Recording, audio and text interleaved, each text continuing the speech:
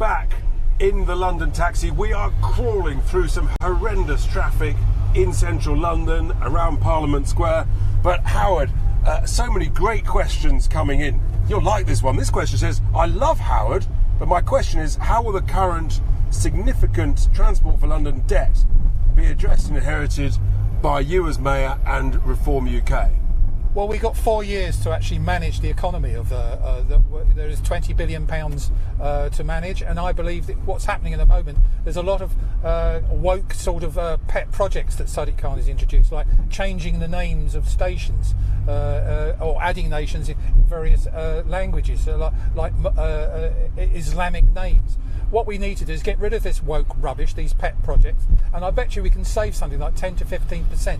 And that is more than enough to actually start paying back the debt to the government. Huge savings. He's wasting so much money all over the place. It happens in local authorities, the Mayor of London, government. We've got to cut this wasteful spending because it's our cash, it's taxpayers' cash.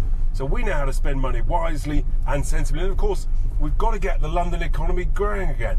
If you get growth, then you get tax revenues from all over the place. That's absolutely vital. The next question's come in. It says it's quite a negative question. London's a waste of time, it says. It's unwinnable due to its demographics and a waste of party resources. I disagree. Actually, if people get behind the only anti-Sadiq Khan candidate that can win, then there's no question, Howard, you can win. That's the point. I think I'm sympathetic to that point, but apathy is not going to actually get rid of Sadiq Khan. We've got to actually be proactive. Power from the people, from the grassroots people who are being affected directly by this. And what happens in London invariably happens to the rest of the country. So what we need to do is actually all get together, support Reform UK, and please get me in as London Mayor. I promise you, you will not have the same problems we've been having for the last 8 years. That is a promise that he absolutely will uphold, no questions at all. I've got 110% confidence. Now, the next question, these are brilliant questions coming in, by the way. Can you please upload the reports that Howard was referencing?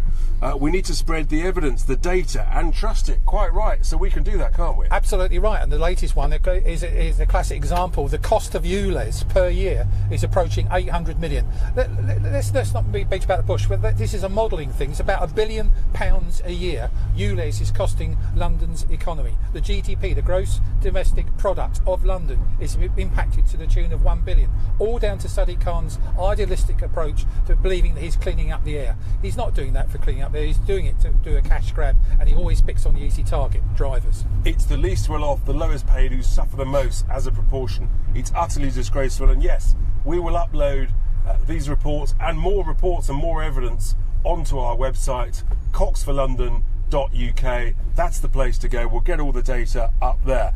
Next question coming in, another great question. Good luck. Let's get Khan out. I'd also like to essentially run an audit on him to see where the money's gone. Well, look, the reality is he has wasted money. That we know. Absolutely right. And all of the hustings, I'm going to ask him questions to that effect. What has he done with taxpayers' money? What's he done for the government money? He's been bailed out of so many situations by the government, and he's taken advantage of it for his own pet projects. They're pure idealistic projects. Now, trust me, we will get to the bottom of this, and vote for me, and I promise you, we'll get to the bottom of these issues. But we'll also cut out wasteful spending going forwards. That is absolutely critical. You've got to spend £1 in your pocket really wisely. Treat it as though it's a taxpayer's cash. It's not government money, it's not local authority money, it's taxpayer's cash. And we've got to spend it wisely, every single pound. We know how to do that. We run businesses. We can spend money sensibly. So let's move on to the next question, which is number 8. I'm going to get back to that in a second. Don't go anywhere. Stay with us. Stand by.